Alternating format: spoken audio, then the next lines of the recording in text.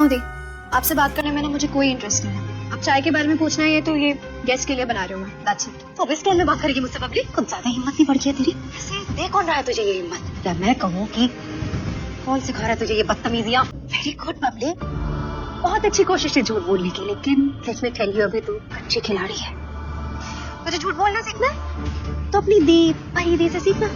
गणपति बापा मोरया। परिणीति के आने वाले एपिसोड में भाई गणपति बापा का आगमन हो गया है। यहाँ पर पूजा वगैरह हो रही है। 5 दिन के गणपति बापा रखे गए थे परिणीति के एपिसोड में और आज सब लोग आरती कर रहे हैं। उनका विसर्जन होने वाला है। अब भाई विसर्जन में यहाँ पर पंडित जी बोलते हैं कि जो बड़े बुजुर्ग हैं वो लोग आरती शुरू करें।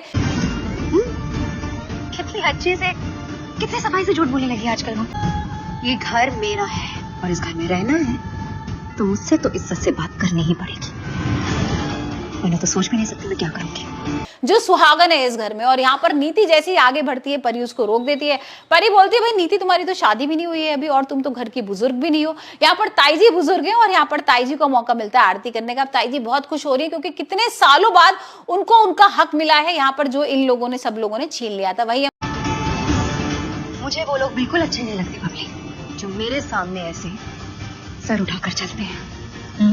अगर तूने मेरे साथ बदतमीजी की तो इसका खामियाजा तुझे नहीं, तेरी दी परी दी उर्फ पार्वती सिंघानिया और परिणीत कक्कर को भुगतना पड़ेगा। हम देख रहे हैं गुरविंदर, बेबे और नीति का तो भाई बिल्कुल ही होश उड़ गए। उनको समझ में नहीं आ रहा कि ये क्या हो गया। यहाँ पर तो मेरी कोई बात ही नहीं सुन रहा है। अब तो परी की चल रही है और यहाँ देखेंगे कि भाई ताई जी आरती कर रही हैं और उसके बाद परी और राजीव एक साथ आरती करेंगे।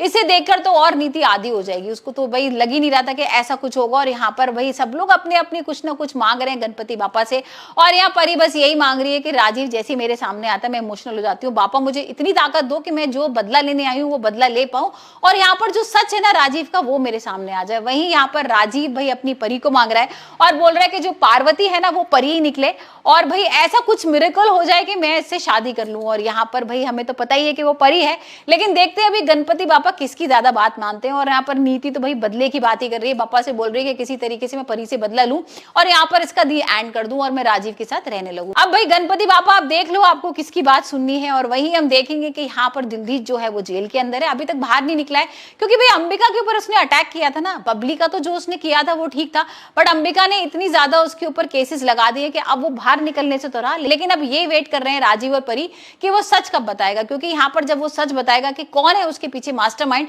तभी सारी चीजों का खुलासा होगा। और वही हमने देख लिया था कि परी और नीति के बीच में बहस भी हो जाती है। यहाँ पर एक दूसरे को चैलेंज कर रहे हैं कि भाई तुम्हारे पास 1 दिन है और 1 दिन के अंदर अगर तुम मुझे खत्म कर सकती हो तो तुम मुझे खत्म करो। और यहाँ पर नीति कहती है अगर तुम मेरा कुछ खुलासा कर सकती हो, कुछ सच ला सकती हो तो तुम लेकर आओ। यहाँ पर भाई एक दूसरे को इन लोगों ने चैलेंज कर लिया है और एक चैलेंज में परी तो भाई जीत गई है।